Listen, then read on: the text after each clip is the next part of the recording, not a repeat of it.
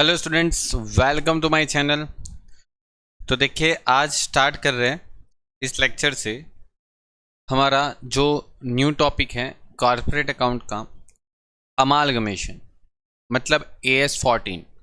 Okay, आपको एक बात बता दूं कि अमालगमेशन जो है वो अकाउंटिंग स्टैंडर्ड 14 फॉलो करता है, जिसको हम बाद में डिस्कस करेंगे उसकी थियरी क्या है।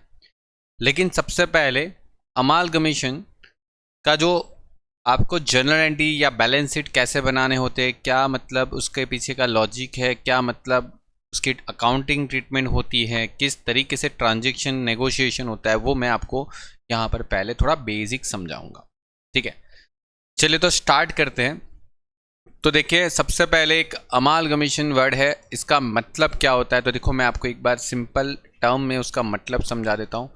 When two or more company carrying similar business to combine a new form to take over their business. मतलब क्या हो गया कि एक दो कंपनी है और वो दो कंपनी अभी कॉम्बाइन होके, ठीक है, कॉम्बाइन होके साथ मिलकर एक नई कंपनी फॉर्मेट करती है, मतलब नई कंपनी बना दी थी, मतलब एक नया नाम, ठीक है, नई पहचान। और पुरानी दोनों कंपनी बंद होके, क्लोज होके, नई कंपनी के तौर पे, नई कंपनी के नाम पे अपना बिजनेस कंटिन्यू करते, जिसको बोलते हैं अमालगमेशन। मतलब साथ साथ मिल जाना, वैसा काम है यहाँ पर। ठीक है, this process is known as amalgamation.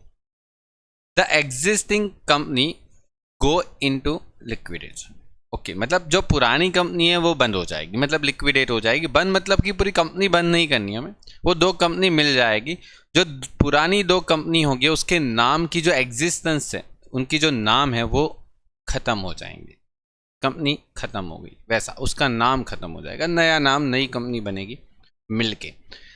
Usually the new company will issue its share in the satisfaction of purchase price and that would be given to the shareholder of the existing company in exchange of their old share। ये मैं आपको भी थोड़ी देर में समझाता हूँ कि इसका मतलब क्या होता है। ठीक है, मतलब अभी अमालगमेशन का मतलब क्या होता है। देखो, अभी करंटली आपको पता है, ठीक है, कि जिस अभी थोड़े साल पहले की ही बात करें तो एक वोडाफोन और एक आइडिया, ये दोनों कंपनी साथ मिलकर अपना नाम बदल के VI रख दिया। ठीक है, मतलब वोडाफोन आइडिया, ठीक है, VI, है ना। पहले वोडाफोन हुआ करता था, आइडिया अलग हुआ करता था। ठीक है, अब उन्होंने अपना नाम चेंज करके, मतलब साथ मिल गए और साथ मिल के नया नाम VI कर दिया। तो इसको बोलते हैं अमालगमेशन। ये हो गया अमालगमेशन। ठीक है, मतलब एक वोडाफोन आइडिया साथ साथ मिल गया और अपना नया नाम, नई कंपनी के एग्जिस्टेंस, मतलब नया लोगो के साथ चालू कर दिया VI करके। ठीक है, अब उसमें वोडाफोन का पूरा एग्जिस्टेंस और आइडिया का पूरा एग्जिस्टेंस खत्म हो जाता है, उसका नाम चेंज हो गया, अभी VI ही बोलते हैं। तो वैसा काम है। अब ये सब चीज़ होती कैसे है वो आपको यहाँ पर समझाना है और ये यहाँ पर आपको सीखना है प्रैक्टिकली। ठीक है, बहुत अच्छा चैप्टर है। ठीक है, काफ़ी इंटरेस्टिंग चैप्टर भी है और आपको पता भी है कि ऐसे कई सारी कंपनियाँ मतलब मिलके अपना नया एग्जिस्टेंस भी बनाया। जैसे आपको पता भी होगा कि हीरो और होंडा पहले अलग हुआ करता था, फिर वापस हीरो होंडा हुआ, फिर वापस अलग हुए। तो ऐसा मार्केट में हुआ करता है। मतलब कोई दो कंपनी साथ में मिलकर बिजनेस करना चाहती है, क्यों बिजनेस करना चाहते हैं उसके कई सारे रीज़न हो सकते हैं। हो सकते हैं कि मार्केट में कंपटीशन ख़त्म करना चाहते हैं, हो सकते हैं कि एक अलग कॉम्पिटिटर के सामने मार्केट में एक स्ट्रॉन्ग पोजीशन को एक्वायर करना हो। जैसे कि वोडाफोन और आइडिया, आपको पता है कि क्यों मर्ज क्यों है, अमालगमेशन क्यों हुआ उन दोनों का, ताकि वो जियो के साथ अपने आप को कॉम्पीट कर सके, मतलब उनको जियो के सामने टिक पाए। उसके हिसाब से उन लोगों ने अमालगमेशन किया और भी सारे बहुत सारे रीज़न हैं। ठीक है, हम उसकी बात नहीं करेंगे, हम इधर अकाउंटिंग ट्रीटमेंट की बात करते हैं पहले। तो मैंने आपको बताया कि वोडाफोन और आइडिया, ठीक है, ये दोनों साथ में अमालगमेशन हो के नया नाम, नई पहचान VI के नाम से स्टार्ट किया। ठीक है, अब ये होता कैसे है, चलिए तो एक थोड़ा सा डमी एग्जाम्पल, मतलब एक थोड़ा सा एग्जाम्पल के तौर पे मैं आपको बताता हूँ। जैसे कि समझो कि हम दो बैलेंस शीट लेते हैं। ठीक है, आपको इस तरीके से बैलेंस शीट दे देंगे दो कंपनी की और बोलेंगे ये दो कंपनी मतलब बंद हो गया, अभी नया नाम से नई कंपनी बना रहे हैं, ठीक है, ऐसा आपको बोला जाएगा क्वेश्चन के अंदर, ठीक है, लॉन्ग क्वेश्चन के अंदर ऐसा बोला जाता है। देखो जैसे कि यहाँ पर एक वोडाफोन है, ओके, जैसे यहाँ पर एक वोडाफोन करके है और एक आइडिया है, तो आपको क्या करना है, ये वोडाफोन और आइडिया को मिला करके, मतलब दोनों को मिला के आपको वीआई बना देना, ठीक है, ठीक है, वीआई मतलब वीआई की बैलेंस शीट बनानी, इन दोनों को मर्ज करके, मतलब इन दोनों को एक साथ मर्ज करना है, अमालगमेशन करना है, और साथ में अमालगमेशन करने के बाद जो नई बैलेंस शीट बनेगी वो बनेगी वीआई की। तो वो कैसे बनती है, ठीक है, तो आइए चले देखते हैं। देखो सबसे पहले कोई भी कंपनी होती है तो उसकी एक कैपिटल होती है, रिजर्व सरप्लस होता है जिसमें उसका प्रॉफिट वगैरह कुछ सब आ जाता है, जितने भी रिजर्व होते हैं वो, एक लायबिलिटीज है, ओके, और उसकी टोटल होती है बैलेंस शीट की कि भाई इसकी 20 लाख की है और आइडिया की 10 लाख। फिर कंपनी के पास फिक्स एसेट होती है, स्टॉक होते हैं, डेटर्स, कैश वगैरह सब कुछ मिला दे के 20 लाख है और यहाँ पर 10 लाख है, मतलब सब कुछ कंपनी के पास है, ठीक है।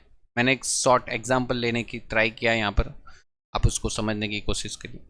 अब यहाँ पर होता क्या है, तो हम थोड़ा आगे बढ़ते हैं कि देखो कैसे होता है। सबसे पहले यहाँ पर ऐसा माना जाता है कि ये जो वोडाफोन है ना, ये जो वोडाफोन है और ये जो आइडिया है, ये क्या करेगी, अपनी कंपनी का प्राइस फिक्स करेगी। क्या फिक्स करेगी, प्राइस।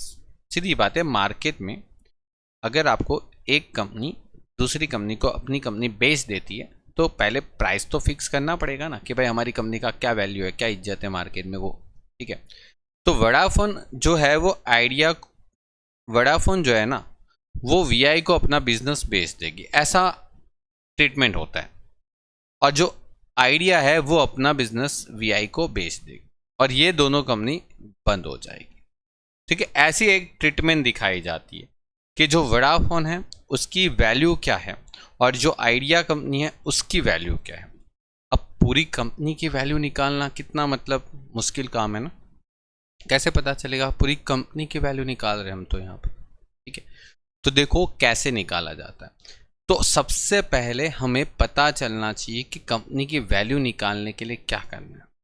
तो देखो मैं आपको यहाँ पर कंपनी की वैल्यू निकालने के लिए एक ट्रीटमेंट बताता हूँ, ठीक है, वो आराम से पहले सीख लो, फिर हम उसकी आगे की जर्नल एंट्री वगैरह सब कुछ सीखने वाले इस टॉपिक के, ठीक है। देखो सबसे पहले आपको यहाँ पर काम करना है कि जो कंपनी बंद हो रही है, एक तो वोडाफोन और एक तो आइडिया, उनकी मार्केट में वैल्यू क्या है वो निकालना है। आपको वैल्यू कैसे निकालना होता है, तो वैल्यू निकालना होता है कि सर हमारे पास जो बैलेंस शीट है ना उस पर से ही वैल्यू निकलती है। कंपनी की वैल्यू मतलब क्या, बैलेंस शीट से ही निकलती है ना। तो वोडाफोन और आइडिया की वैल्यू क्या है मार्केट में अभी, ठीक है, तो पता चलेगा ना कि उसको कंपनी वीआई को कितने में बेचनी है, ठीक है ना। चलो तो कैसे पता चले, तो देखो सबसे पहले आपको काम करना है यहां पर नेट एसेट्स, मतलब आपको यहां पर वोडाफोन और दूसरा आइडिया, ओके। अब इसकी वैल्यू कैसे निकालेंगे, तो देखो वोडाफोन के पास जितनी भी एसेट्स है ना वो सारी ले लेने की, मतलब ए टू जेड सारी एसेट, जैसे उसके पास फिक्स एसेट है, ठीक है, उसके पास स्टॉक होगा, उसके पास डेटर्स होगा, उसके पास कैश होगा, ये सब कुछ आपको यहां पर ले लेना। वोडाफोन के पास क्या वैल्यू है, तो वोडाफोन के पास है देखो 14 लैक्स, 3 लैक्स, 2 लैक्स और 1 लैक्स, ठीक है, 14, 3, 2 और 1, मतलब यहाँ पर 14 लैक्स का वोडाफोन के पास फिक्स एसेट है, 3, 2 और 1, 14, 3, 2 और 1। देन ऐसे ही आपके पास यहाँ पर क्या है आइडिया के पास, तो 5 लैक्स, 2 लैक्स, 2 लैक्स और 1 लैक्स, ओके। चलिए तो वो लिख लेते हैं, 5 लैक्स, 2 लैक्स, 2 लैक्स और 1 लैक्स। मतलब अगर इस कंपनी के पास एसेट देखे जाए तो आपके पास 20 लाख की एसेट्स है और यहां पर 10 लाख की एसेट है। ओके, और माइनस क्या करना, लायबिलिटीज। अब कंपनी के पास एसेट होती है तो लायबिलिटीज भी तो होती है, तो लायबिलिटीज को माइनस कर देना होता है तो ही तो आपको नेट एसेट मिलती है। नेट एसेट का मतलब क्या होता है, एसेट माइनस लायबिलिटी। कौन सी asset, total asset minus total liabilities.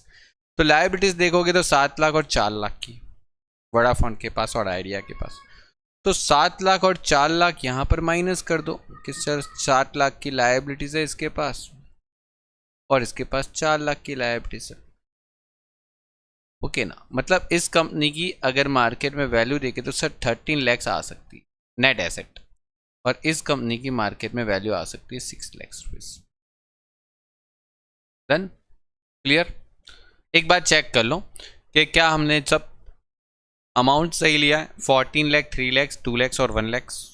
Okay, मतलब 20 लाख में से 7 लाख की लायबिलिटीज थी वोडाफोन की। तो वोडाफोन की मार्केट में जो वैल्यू है वो नेट एसेट की बात करते हैं। नेट एसेट वही मार्केट वैल्यू, मतलब मार्केट में जो उसकी बुक वैल्यू है, इसको बुक वैल्यू भी बोल सकते हैं। आगे चल के आप सीखने वाले हो ये सब चीज़ आप सेमिस्टर के अंदर, ठीक है, आगे वाले सेमिस्टर के अंदर, नेक्स्ट सेमिस्टर 4 के अंदर, कि शेयर की वैल्यू कैसे निकाली जाती है। तो देखो यहाँ पर तो हमें ये पता चल गया कि सर ये जो कंपनी की नेट एसेट है ना, ये इतनी आ गई, और नेट एसेट ही कंपनी की वैल्यू मानी जाती है। कि देखो ये कंपनी की वैल्यू 13 लाख है अभी, और ये कंपनी की वैल्यू 6 लाख है। अब वीआई वाला जो है ना, वो क्या कर रहे हैं, ये वोडाफोन को और आइडिया को खरीद लेगा। तो आप मार्केट में जाते हो ना, कोई भी प्रोडक्ट खरीदने जाते हो तो उसकी एक वैल्यू होती है कि भाई आपको कितना पैसा चुकाना है, ठीक है। तो वोडाफोन वाला क्या है, 13 लैक्स की वैल्यू। मतलब समझो वोडाफोन की वैल्यू कितनी है, 13 लैक्स, और इसकी वैल्यू कितनी है ये आइडिया की, 6 लैक्स।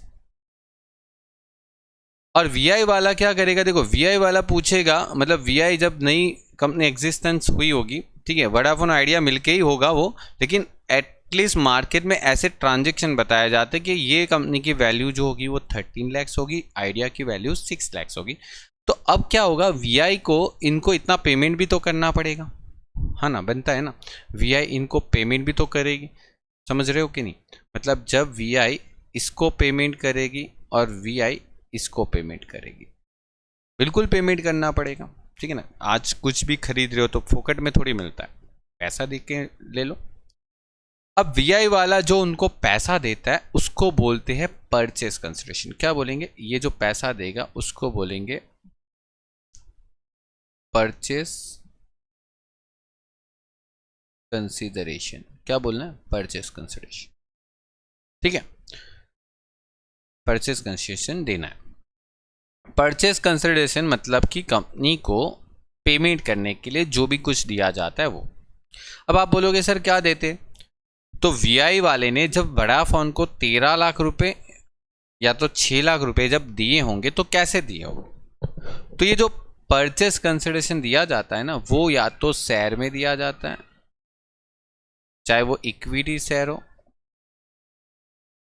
या तो प्रेफरेंस शेयर भी हो सकते हैं, चाहे वो डिबेंचर भी हो सकते हैं, चाहे फिर वो कैश भी हो सकता है, एनीथिंग, कुछ भी हो सकता है। मतलब बात समझने की कोशिश करो, कंपनी 13 लाख रुपए और 6 लाख रुपए उनको पैसा, मतलब ये जो वीआई वाले जब उनको पेमेंट करेंगे ना, वीआई वाले जब उनको पेमेंट करेंगे तो वो कोई कैश में थोड़ी करेंगे, इतना ज़्यादा पैसा थोड़ी लेके आएंगे कैश में। ये तो चलो मैंने तो एक छोटा सा एग्जाम्पल लिया, एक्चुअल लाइफ में तो करोड़ों रुपए के पेमेंट करना पड़ता है, तो इतने सारा पैसा कहाँ से लाएगी कंपनी, आप खुद सोचो। इतने सारे, मतलब करोड़ों में पेमेंट थोड़ी कैश में होता है, नहीं होता।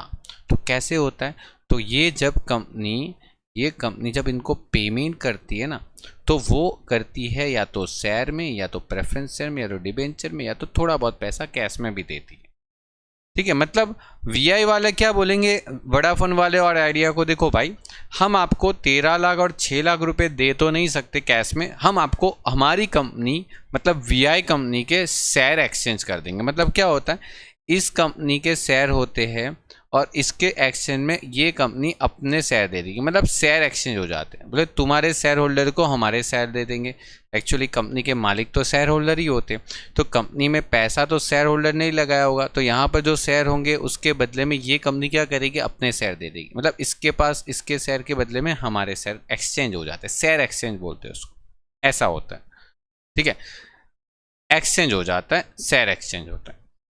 अब सवाल तो मतलब यहाँ तक तो आपको समझ में आ गया होगा कि हम जो एक्सचेंज करते हैं वो शेयर एक्सचेंज करते हैं। प्रेफरेंस शेयर हो सकता है, डिबेंचर हो सकता है, कैश भी देंगे, सब कुछ हम क्वेश्चन के अंदर सब कुछ पढ़ेंगे। आप पहले यहाँ पर थोड़ा बेसिक से स्टार्ट करने के लिए ये समझने की कोशिश करो, ठीक है।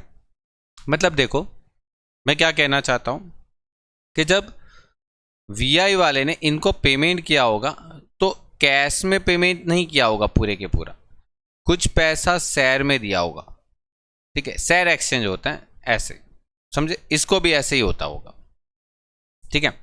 अब बात करते हैं वीआई वालों ने, सपोज करो यहाँ पर, सपोज करो कि हमने वीआई वाले ने उनको कितना पेमेंट किया। तो मैं यहाँ पर आपको एक एग्जांपल ले रहा हूँ कि वीआई ने जब इनको पेमेंट किया ना तो 15 लाख रुपए का पेमेंट कर दिया, 15 लाख। अब आप बोलोगे सर ये क्या हो गया, ऐसा क्यों?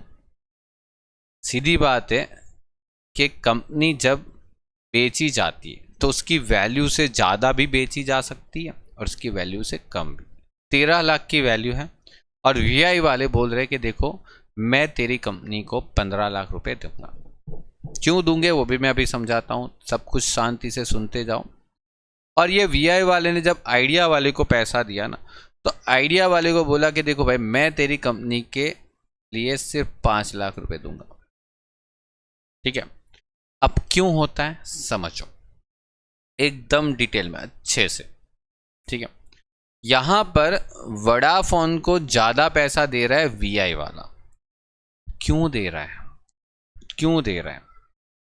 तो ये वोडाफोन का जो वैल्यू होगा ना वो मार्केट में ज़्यादा अच्छा होगा, तो इसके रीज़न से उसकी जो 13 लाख की वैल्यू है उसके कंपेयर में वीआई की कंपनी उसको 15 लाख रुपए देगी, 15 लाख रुपए देगी। तो ये जो 2 लाख एक्स्ट्रा दिया ना वो वीआई ने एक्स्ट्रा दिया, तो वीआई ने उसके लिए जो भी पैसा एक्स्ट्रा दिया वो उसको बोला जाएगा गुडविल। क्या बोला जाएगा? गुडविल। कितने की गुडविल हो जाएगी? 2 लाख रुपए। मतलब 15 लाख रुपए में, मतलब 13 लाख की कंपनी 15 लाख रुपए में खरीद लिया, तो 2 लाख जो आपने ज्यादा दिए वो गुडविल हो गई। समझे बात को? और वीआई वाले को जब आइडिया वाले को पेमेंट करना पड़ा तब 5 लाख रुपए दिया 6 लाख के बदले में, तो इसको बोलते हैं कैपिटल रिजर्व, ठीक है। कितने का? 1 लाख रुपए। बात आई समझ में? मैं अभी आपको पूरा डिटेल में लिखवाता हूं, उसका टेंशन मत लो, ईच एंड एवरीथिंग आपको समझ में आ जाएगा, ये मेरा प्रॉमिस है, ठीक है। गुडविल कितनी आ गई? 2 लाख, ठीक है। चल ये बात तो समझ में आ गई होगी कि किसको ज़्यादा मिल रहा है, ठीक है। वोडाफोन को उसकी मार्केट में वैल्यू ज़्यादा होगी, इसीलिए वीआई वाले ने उसको और थोड़ा ज़्यादा पैसा दिया और यहाँ पर आइडिया को 5 लाख दिया, ठीक है। मतलब मैंने दोनों सिचुएशन लेने की कोशिश की, हो सकता है दोनों साइड कैपिटल रिजर्व भी आए, हो सकता है दोनों साइड गुडविल भी आए, कुछ फर्क नहीं पड़ता। एक कैपिटल रिजर्व, किसी को कैपिटल रिजर्व ना आए, किसी को गुडविल भी आए, दोनों में मतलब कुछ भी हो सकता है। होने को तो दोनों कैपिटल रिजर्व भी आए, होने को तो दोनों गुडविल भी आ गया, ठीक है। यहाँ पर मैंने दोनों कंसिडर किया है, ठीक है। बढ़ते हैं थोड़ा सा आगे। चल कैसे? तो ये तो आपको मैंने समझा दिया कि भाई इतना पैसा दिया। अब देखो ये जो पैसा दिया जाता है वो किस में दिया होगा, तो हम मानते हैं कि वीआई वाले ने 100% सारे शेयर ही दिए, सारे शेयर दे दिए, है ना। तो ये जो सारे शेयर दिए उसको हम बोलते हैं क्या, ठीक है। तो मैं यहाँ पर बोलता हूँ उसको परचेस कंसिडरेशन। तो मैं यहाँ पर लिख देता हूँ परचेस कंसिडरेशन। उसमें वोडाफोन को कितना परचेस कंसिडरेशन मिला और आइडिया वाले को कितना मिला। तो मैंने बोला कि वोडाफोन को जब पैसा दिया गया तो कौन से तौर पे दिया गया, समझो इक्विटी शेयर के तौर पे दिया गया। मतलब वीआई वालों ने अपने कितने शेयर दिए वोडाफोन वाले को, 15 लाख रुपए के, है ना। ये आपको क्वेश्चन में सब कुछ दिया रहेगा। और आइडिया वाले को 5 लाख रुपए एज अ शेयर दे दिए। अब आपको निकालना है यहाँ पर या तो गुडविल या तो कैपिटल रिजर्व, ठीक है। जैसे अभी हमने समझा ना, गुडविल निकाल सकते हैं या तो कैपिटल रिजर्व। आज कैसे कैपिटल रिजर्व, कैसे गुडविल, तो देखो समझना, एकदम सिंपल टर्म में समझना है, ठीक है।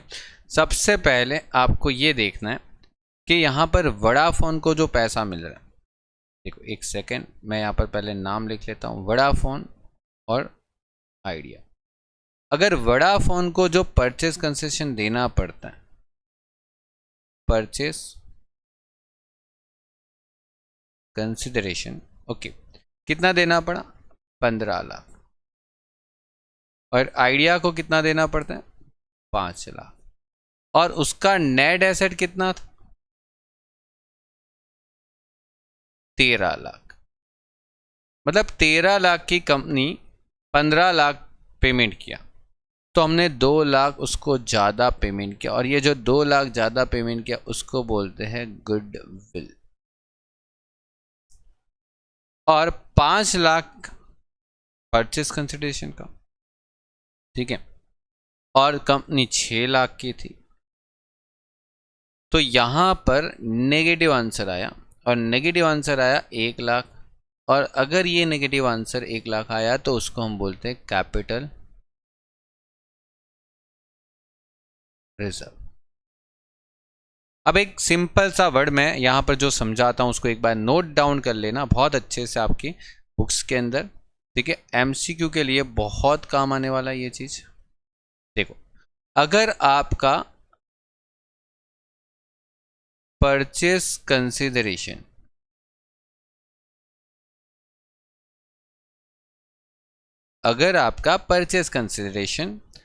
आपकी नेट एसेट से क्या आता है, ज़्यादा, मतलब हमने कंपनी को पेमेंट ज़्यादा कर दिया उसकी नेट एसेट के बदले में। तो जितना भी ज़्यादा पेमेंट किया उन दोनों का बीच का जो भी डिफरेंस है, ठीक है, ये जो डिफरेंस आएगा वो क्या आएगा, गुड, ठीक है। सीधी बात है, जो ज़्यादा होता है वो आगे माइनस होता है ना। मतलब आप समझो कि जो बड़ी वैल्यू है उसमें से छोटी वैल्यू माइनस करेंगे, तो मतलब इसमें से ये माइनस करेंगे तो ये क्या आ जाएगी, गुडविल। डिफरेंस जो भी आएगा वो गुडविल आएगा। और अगर मैं ऐसा बोलूं कि सर परचेस कंसिडरेशन अपनी नेट एसेट से अगर कम हुआ, जैसे कि आइडिया के केस में हुआ, है ना, कंपनी को हमने उसकी नेट एसेट से भी कम पेमेंट कर दिया, ठीक है। तो ऐसे केसेस में ये जो डिफरेंस आएगा इसमें से ये माइनस करने से जो भी डिफरेंस आया उसको हम बोल सकते हैं कैपिटल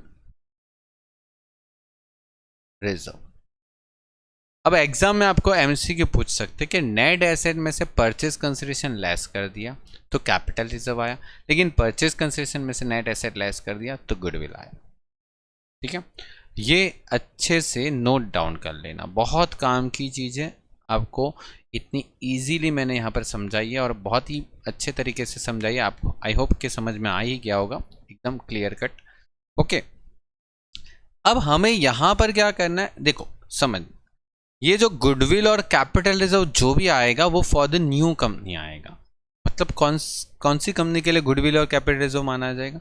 तो एक गुडविल और कैपिटल रिजर्व जो भी माना जाता है वो फॉर वीआई वालों के लिए, और वीआई वालों के लिए गुडविल कैपिटल रिजर्व दोनों एक बैलेंस शीट में नहीं दिखता।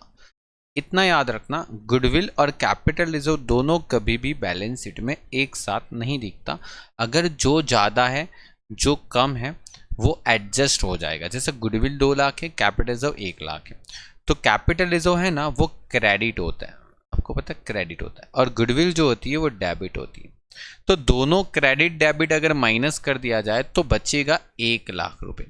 और ये 1 लाख रुपए क्या बचेगा, आप खुद सोच लो क्या बचना चाहिए, गुडविल बचनी चाहिए कि कैपिटल रिजर्व बचनी चाहिए? गुडविल बचेगी। तो गुडविल हम बचाएंगे यहाँ पर, समझे बात को। वीआई की बुक्स में, वीआई की बैलेंस शीट में फॉर द वीआई के लिए गुडविल है 1 लाख रुपए, एडजस्ट हो जाएगा। अगर कैपिटल रिजर्व ज़्यादा है तो कैपिटल रिजर्व बता देते हो, कोई बात नहीं है, उसमें कोई इश्यू नहीं है, सेम चीज़ है, कोई प्रॉब्लम नहीं। ठीक है, क्लियर? ठीक है, कंप्लीट। अब हम बनाने वाले हैं वीआई की नई बैलेंस शीट, मतलब अब आएगी वीआई की एंट्री। और वीआई की बैलेंस शीट कैसे बनेगी, देखो ध्यान से समझना। आपको कुछ भी नया नहीं करना है, हमें एक काम करना है बस। कौन सा? देखो समझते जाना, एकदम क्लियर कट, ध्यान से समझते जाना। देखो सबसे पहले वीआई की बैलेंस शीट के अंदर वोडाफोन और आइडिया का ये फिक्स एसेट का क्या हो जाएगा, टोटल। तो वोडाफोन के पास अगर 14 लाख की एसेट है, यहाँ पर 5 लाख की एसेट है, तो टोटल कितनी फिक्स एसेट हो गई? आप खुद अपना आइडिया लगाओ, कितनी फिक्स एसेट हो गई, सोचो फिक्स एसेट कितनी हो रही है ना। टोटल फिक्स एसेट कितनी आ जाएगी, आ गई फिक्स एसेट टोटल। हाँ, तो यहाँ पर टोटल 15 लाख की fix asset, sorry 14 lakh plus 5 lakh मतलब 19 लाख की फिक्स एसेट आ गई। समझे बात को? मतलब यहाँ पर मैं लिख देता हूँ कि सर दोनों की फिक्स एसेट मिला के 19 लाख आ गई है। ओके डन, 19 लाख की फिक्स एसेट। फिर सर यहाँ पर स्टॉक की बात करें तो स्टॉक भी तो दोनों का मिल जाएगा। यस बिल्कुल, तो स्टॉक भी दोनों का मिल जाएगा, तो कितना हो गया, 5 लाख का स्टॉक आ गया। सॉरी 5 लाख का स्टॉक, मैं नीचे लिखूंगा स्टॉक 5 लाख।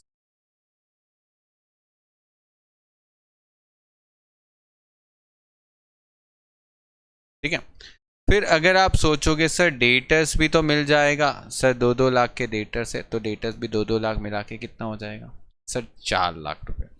4 लाख के सर डेटर्स आ गए। और सर कैश भी तो दोनों के मिल जाएंगे, ठीक है ना। तो 1 लाख कैश मिला के कितना बन जाएगा, 2 लाख के कैश।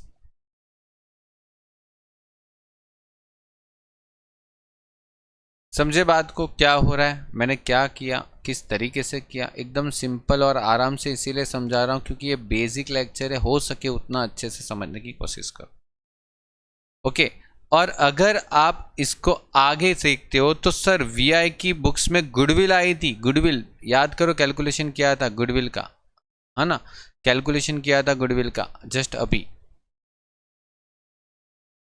देखो कैलकुलेशन किया था गुडविल का, कहाँ गया, ये रहा गुडविल, गुडविल का हमने कैलकुलेशन किया था, ये रहा 1 लाख रुपए की गुडविल आई थी। तो ये गुडविल 1 लाख रुपए की आई ना, वो यहां पर दिखा देंगे एसेट्स में, गुडविल कितने की गुडविल आई, तो सर 1 लाख रुपए की गुडविल आई, तो यहां पर लिख दूंगा 1 लाख रुपए। और फिर आप इसको क्या कर लोगे, टोटल, सीधी बात है, इसका टोटल कर लोगे, क्या टोटल आएगा चेक करो। ठीक है, दोनों कंपनी अगर मिलाप हो गई तो उन दोनों का जो आपका अमाउंट है वो कितना है, 31 लाख 31 लाख रुपीस का वैल्यू आ गया। ओके, बैलेंस शीट का। अब ऐसे सर यहाँ पर लायबिलिटी साइड भी तो होना चाहिए ना, तो देखो लायबिलिटी भी सर मिला दो, ठीक है, क्योंकि हमने एसेट सारी मिला दी, तो सर लायबिलिटीज ने क्या गलती की, उनको भी तो मिला दो। 7 लाख और 4 लाख, 7 और 4 मिला दो तो 7 और 4 मिला के 11 हो गया। तो सर जी यहाँ पर 11 लाख लिख दे। लेकिन एक चीज याद रखना, मैं यहाँ पर अभी जो आपको सिखा रहा हूँ ना, अभी जो आपको सिखा रहा हूँ वो सिखा रहा हूँ मैं, यहाँ पर हेडिंग लगा देता हूँ उसका बहुत ही अच्छे से, ये नोट डाउन कर लेना, नोट डाउन कर लेना। ये जो मेथड मैं सिखा रहा हूँ वो आपको सिखा रहा हूँ nature of purchase. Okay, nature of purchase method सिखा रहा हूँ, ठीक है। 2 मेथड होती है, नेचर ऑफ परचेस और दूसरी होती है नेचर ऑफ मर्जर, ठीक है। दोनों में क्या फ़र्क है वो भी हम सब देखेंगे, लेकिन पहले नेचर ऑफ परचेस सिखा रहा हूँ, उसको सीख लो आराम से। और नेचर ऑफ परचेस में देखो मैंने यहाँ पर वैसे भी लिखा है, नेचर ऑफ परचेस मेथड से हम बैलेंस शीट बना रहे हैं। तो नेचर ऑफ परचेस मेथड से बना रहे तो एक चीज़ याद रख लेना, और मतलब एकदम अच्छे से अपने बुक्स में कॉपी में लिख लेना, नेचर ऑफ परचेस मेथड में जो कंपनी बंद हो रही है, क्या बोल रहा हूँ, जो कंपनी बंद हो रही है, कौन सी, वोडाफोन भी बंद हो रही है, आइडिया भी बंद हो रही है, सर बिल्कुल बंद हो रही है, ठीक है। नई कंपनी कौन बन रही है, वीआई बन रही है। तो पुरानी कंपनी के रिजर्व को मार देना होता है गोली, मतलब लेना ही नहीं है, देखना ही नहीं है इसको, मतलब निकाल लो, हो सके उतना मैं इसको निकालने की कोशिश कर लेता हूँ, इसको मतलब देखना ही नहीं है। ओल्ड कंपनी जो बंद होने वाली है, समझो, इसको देखना ही नहीं है, छोड़ दो, ठीक है। और कैपिटल तो क्यों, क्या ज़रूरत है, कैपिटल को भी नहीं ज़रूरत है, कैपिटल को भी मत देखो, कैपिटल को भी मत देखो, ये मतलब निकाल दो, इसको मतलब देखना ही नहीं। तो हमें क्या करना है, हमारी कैपिटल कहाँ से लाएगी, सर वीआई की कैपिटल कहाँ से आएगी, वीआई की कैपिटल आएगी, ठीक है। वीआई ने जब वोडाफोन और आइडिया को शेयर दिया है ना, कितने शेयर दिए, तो वीआई ने वोडाफोन को कितने शेयर दिए थे, 15 लाख रुपए के, और आइडिया को कितने शेयर दिए थे, 5 लाख रुपए। तो वीआई ने वोडाफोन और आइडिया को जो शेयर दिए थे उसको मिला दो ना, वीआई ने अपने कितने शेयर उनको दिए थे, 5 लाख, और मतलब 15 लाख कितने दिए, आप सोच लो कितने दिए, 20 लाख रुपए। मतलब यहाँ पर 20 लाख रुपए अगर आप लिख देते हो, ठीक है, और यहाँ पर जो 11 लाख तो था ही था ना, और ये तो लेना नहीं है, तो टोटल मिलाकर यहाँ पर जो रिजर्व आया, मतलब रिजर्व तो डैश हो जाएगा, तो मतलब यहाँ पर टोटल मिला के 31 लैक्स आपका आंसर आ गया, चेक कर लो, देखो, ठीक है। ये 19 लाख मैं फिर से लिख देता हूँ एकदम सही तरीके से, चलो। फिर ये 1 लाख हमने गुडविल लिया था, ये तो आपको कहाँ से मिलेगा, कैलकुलेशन से मिलेगा, ओके। ये 5 लाख की स्टॉक, दोनों कंपनी की स्टॉक मिल गई तो 5 लाख, दोनों कंपनी के डेटर्स मिल गए 4 लाख, और दोनों कंपनी की कैश और बैंक बैलेंस मिल गई सर 2 लाख, और बैलेंस शीट सर 31 लाख आया। तो ये तरीके से पूरी वीआई की बैलेंस शीट बन गई, हो गया। गुडविल, अगर गुडविल है तो गुडविल में एसेट में आती है, और सर यहाँ पर गुडविल के जगह पर अगर इंस्टेड ऑफ गुडविल अगर कैपिटल रिजर्व दिख जाता, अगर सपोज करो यहाँ पर कैपिटल रिजर्व बच जाता, कैपिटल रिजर्व अगर रह जाता, बाई चांस यहाँ पर रह जाता, तो ये तो क्रेडिट होता है, तो इसको कहाँ पर दिखाएंगे, तो इसको दिखाते हैं रिजर्व एंड सरप्लस में, मतलब जो रिजर्व सरप्लस का आपने ब्लैंक छोड़ दिया था ना, वहां पर दिखा दो कैपिटल रिजर्व, ठीक है। यहां पर दिखा देते कैपिटल रिजर्व अगर होता तो, लेकिन हमारी गुडविल आई तो गुडविल आई तो गुडविल यहां पर दिखा दी, दैट्स इट, फाइनल। दोनों बैलेंस से टैली भी हो जाएगी, कुछ नया नहीं करना। ठीक है, आई होप पूरा अच्छे से समझ में आ गया होगा। पूरा केस लेके मैंने आपको समझाया, रियल लाइफ सिचुएशन लेके समझाई पूरी एकदम परफेक्टली। नेचर ऑफ परचेस कर रहे हैं, क्या कर रहे हैं हम, ये नेचर ऑफ परचेस मेथड कर रहे हैं।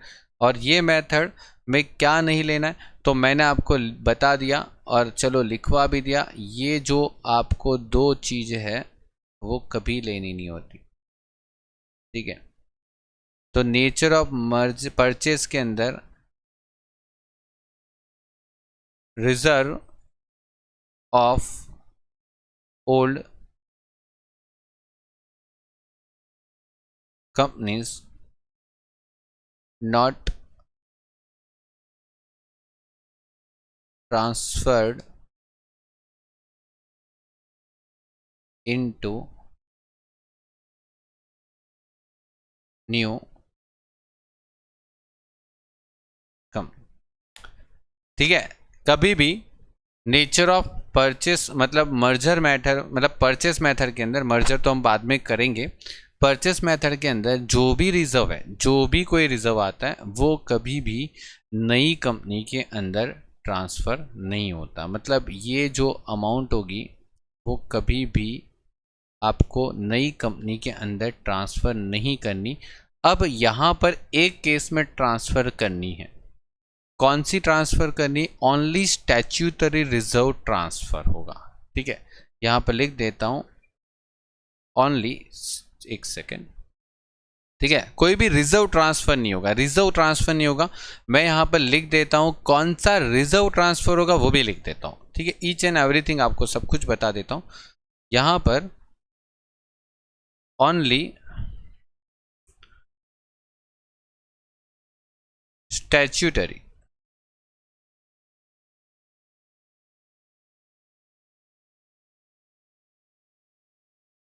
रिजर्व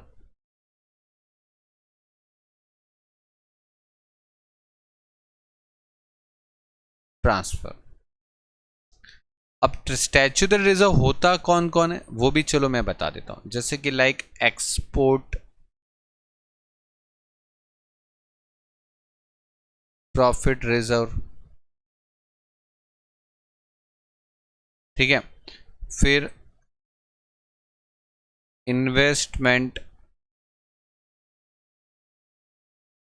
फ्लक्चुएशन फंड आ जाता है। एक आता है investment allowance reserve,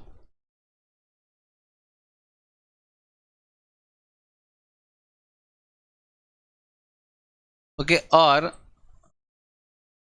any other statutory reserve, ठीक है। मतलब समझो कि कोई भी स्टैच्यूटरी रिजर्व जो होता है ना, वो मैंने आपको नाम दे दिया, एक्सपोर्ट प्रॉफिट रिजर्व होता है, इन्वेस्टमेंट अलाउंस रिजर्व होता है। ये सब रिजर्व जो है ना वो आपको कंटिन्यू करने पड़ेंगे न्यू कंपनी में से, मतलब ओल्ड कंपनी में से न्यू कंपनी के अंदर। वो आपको क्वेश्चन करवाऊंगा तो आपको पता चल जाएगा। फिलहाल के लिए इसको भी सिर्फ लिख के रखो, नोट डाउन करके रखो, जब मैं समझाऊंगा तो वापस इसको बोलूंगा तब आप देखना। तो इसको मेंटेन करना हो ना, मतलब ये जो स्टैच्यूटरी रिजर्व को मेंटेन करना है तो उसके लिए एक जनरल एंट्री पास करनी पड़ेगी। क्या जनरल एंट्री पास करनी पड़ेगी, तो देखो एक जनरल एंट्री आएगी, अमालगमेशन एडजस्टमेंट अकाउंट, क्या हो जाएगा, डेबिट। और टू, कोई भी स्टैच्यूटरी रिजर्व, मतलब जो भी रिजर्व है, स्टैच्यूटरी रिजर्व, मतलब यहां पर नाम लिख देने का जो स्टैच्यूटरी रिजर्व है उसका, ठीक है। मैं अभी फिलहाल के लिए स्टैच्यूटरी रिजर्व लिखता हूं, स्टैच्यूटरी रिजर्व अकाउंट क्या हो जाएगा, क्रेडिट। ये एंट्री आपको पास करनी पड़ेगी, कौन सा, जब स्टैच्यूटरी रिजर्व होता है और उसको नेक्स्ट कंपनी के अंदर, मतलब नई कंपनी के अंदर ट्रांसफ़र करना पड़ता है तब। बाकी कोई रिजर्व ट्रांसफ़र नहीं करना, ये रिजर्व ही ट्रांसफ़र करने पड़ेंगे स्टैच्यूटरी रिजर्व। वो क्वेश्चन करेंगे तो आपको आइडिया आ जाएगा, कोई प्रॉब्लम नहीं इसकी, ठीक है। पहले फिलहाल के लिए इतना सीख के रखो, इतना समझ के रखो। हाँ, अब बात करते हैं कि सर वीआई वाले जर्नल एंट्री क्या करेंगे अपनी बुक्स में, है ना। आपको ये भी तो एग्जाम में पूछ सकते हैं ना कि sir journal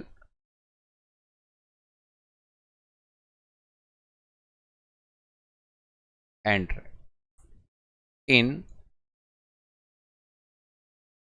books of VI. VI की बुक्स में जर्नल एंट्री करनी। सबसे पहली जर्नल एंट्री सर क्या होती है? तो वीआई वाले जब सबसे पहली जर्नल एंट्री करेंगे तो बोलेंगे बिजनेस परचेस अकाउंट क्या हो जाएगा? Debit to liquidator of Vodafone. Okay, liquidator of Vodafone limited. ठीक है, पहली जनरल एंट्री। अब यहां पर जो जनरल एंट्री होती है वो होती है परचेस कंसिडरेशन से। परचेस कंसिडरेशन पर आपको परचेस कंसिडरेशन लिखना होता है। यहां पर परचेस कंसिडरेशन कितना दिया था? तो वोडाफोन ने जब वीआई वालों से पैसा लिया, पैसा तो नहीं बोलूँगा, शेयर लिया, तो वो जो शेयर का पैसा मतलब कितने में लिया, मतलब कितनी अमाउंट में अपनी कंपनी को बेचा था, तो 13 लाख मत बोलना, एक्चुअल में 15 लाख पे आता था। तो 15 लाख रुपए देना है, मतलब वीआई ने वोडाफोन को खरीदने के लिए 15 लाख दिए थे, वो यहाँ पर लिख 15 लाख में बिजनेस परचेस किया आपने। दूसरी जनरल एंट्री क्या करना है? दूसरी जनरल एंट्री देखना कैसे करनी है कि वोडाफोन की जितनी भी एसेट है, वोडाफोन की जितनी भी एसेट है, ये सारी एसेट उनको डेबिट कर देना। वोडाफोन की जितनी भी एसेट है, फिक्स एसेट, स्टॉक, डेटर्स और कैश, ठीक है, वो डेबिट कर देना। क्या करना? देखो यहां पर लिखूंगा फिक्स एसेट, स्टॉक, डेटर्स और कैश। कितने की फिक्स एसेट खरीदी थी? तो सब कुछ डेबिट, सब कुछ debit debit debit debit debit debit. Okay, 14 lakh की तो फिक्स एसेट थी, ठीक है, 3 लाख की और 2 लाख रुपए डेटर्स के थे, 1 लाख रुपए कैश में थे। अब यहां पर आपको पता है वोडाफोन को ज़्यादा पैसा मिला था, मतलब वीआई वालों ने वोडाफोन को ज़्यादा पैसा दिया था। तो वीआई वालों ने जब वोडाफोन को ज़्यादा पैसा दिया था तो वो ज़्यादा पैसा वीआई वालों के लिए क्या था? वीआई वालों के लिए क्या था जरा बोलो तो? गुडविल था, गुडविल। वीआई वालों के लिए वो क्या था? गुडविल था, है ना? वीआई वालों के लिए गुडविल था। तो वो हम किसकी बुक्स में कर रहे हैं? हम तो वीआई की बुक्स में ही कर रहे हैं। तो वीआई वालों के लिए हमें यहाँ पर लिखना है गुडविल अकाउंट डेबिट 1 लाख, नहीं सॉरी 2 लाख रुपए, 1 लाख नहीं 2 लाख रुपए, ठीक है ना, 2 लाख की गुडविल। ओके, और यहाँ पर 2 क्या लिखना है? तो सवाल ये है कि सर वीआई का मतलब वीआई ने जब वोडाफोन से क्या लिया था, तो सर उसके पास से लायबिलिटी ली थी, और वो लायबिलिटी क्या होती है सर? क्रेडिट। तो क्रेडिट कर दो सर, 7 लाख की तो लायबिलिटी थी, कौन सी ज़्यादा थी? 7 लाख की लायबिलिटी क्रेडिट कर दो। चलो 7 लाख की लायबिलिटी, मतलब यहां पर लिखेंगे लायबिलिटी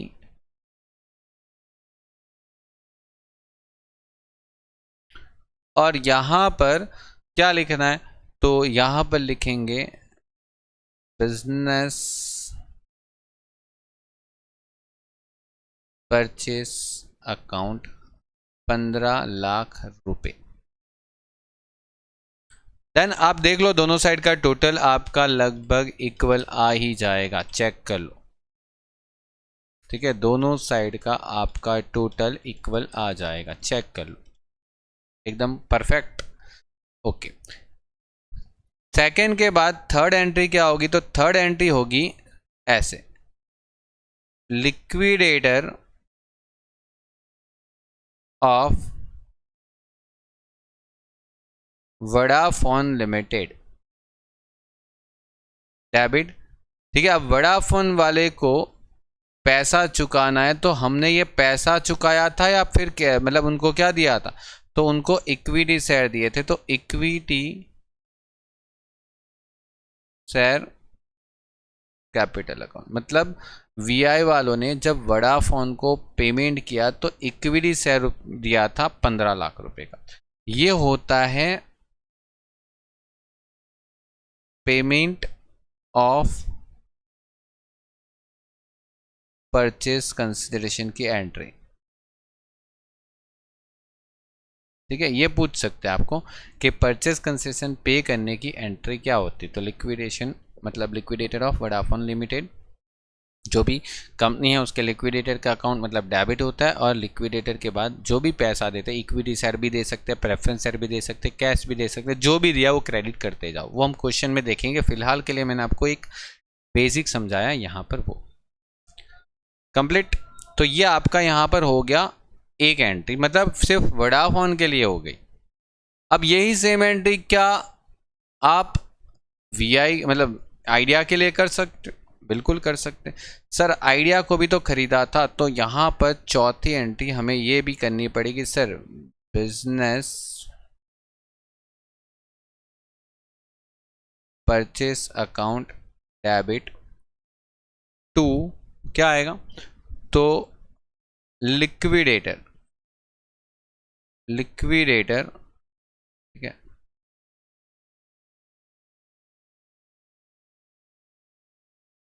लिक्विडेटर ऑफ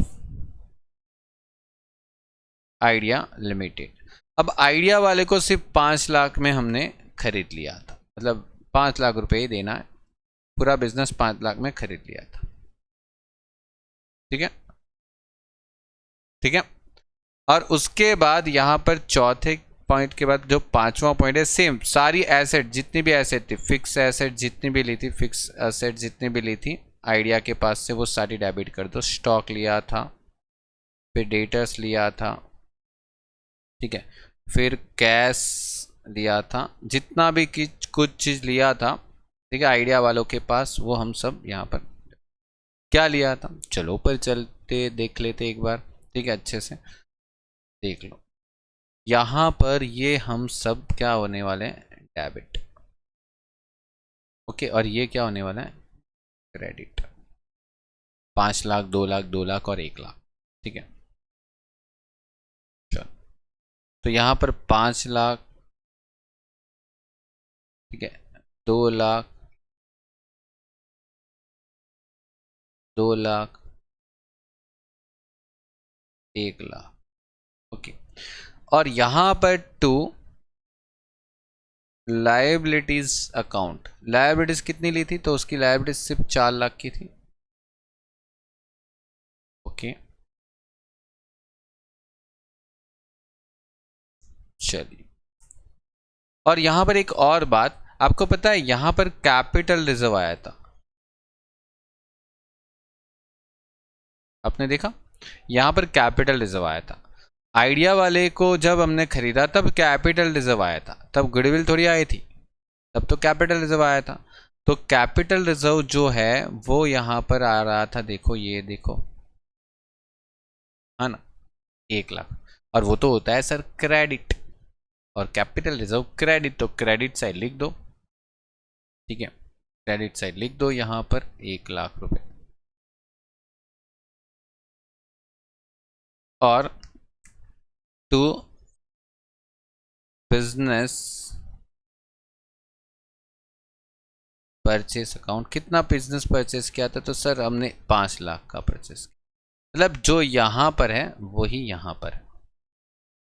ठीक है, फिर लास्ट एक एंट्री करनी है आपको सिर्फ पेमेंट करने के लिए, तो लिक्विडेटर को पेमेंट करेंगे, तो लिक्विडेटर ऑफ आइडिया लिमिटेड क्या हो जाएगा, डेबिट 5 लाख रुपए, और टू इक्विटी शेयर कितना हो जाएगा, 5 लाख। ठीक है, आइडिया वाले को कितना पैसा दिया था, बड़ा मतलब वीआई वालों ने सिर्फ 5 लाख रुपए ही दिए थे, ऐसा। तो ये हो गया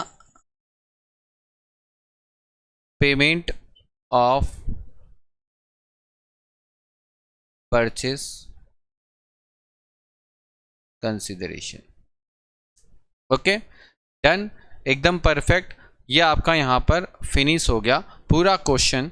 ये हमने अमालगमेशन का कर लिया, जिसमें हमने बैलेंस शीट बनाई, कैलकुलेशन की, सब कुछ A to Z मैंने आपको यहाँ पर समझाया, जो आपको एक बेसिक के लिए ज़रूरी था। और ये हमने कौन सी मेथड किया, तो ये मैंने आपको बताया, ये जो हम मेथड कर रहे हैं वो नेचर ऑफ परचेस मेथड है। ठीक है, नेचर ऑफ परचेस मेथड। अब थोड़े आगे हम नेचर ऑफ मर्जर मेथड भी करेंगे, इसी क्वेश्चन के इसी तरीके से मर्जर मेथड करेंगे एक बार। ओके, तो पहले इतना कंप्लीट करके रखो, इतना देख लो, इसको समझ लो बार बार, और इसमें कोई भी डाउट है तो पूछ सकते हो। ओके, बाकी तो एकदम क्लियर है। आगे हम पढ़ेंगे तो आपके आगे के डाउट भी क्लियर होते जाएंगे और आगे के भी टॉपिक कवर होते जाएंगे। थियरी भी पढ़ाऊंगा कि मर्जर मेथड और परचेस मेथड क्या होती है, किस तरीके से ऑपरेट होती है, क्या होता है, वो सब पढ़ेंगे। ठीक है, चलिए तो कंप्लीट करिए। Goodbye and take care.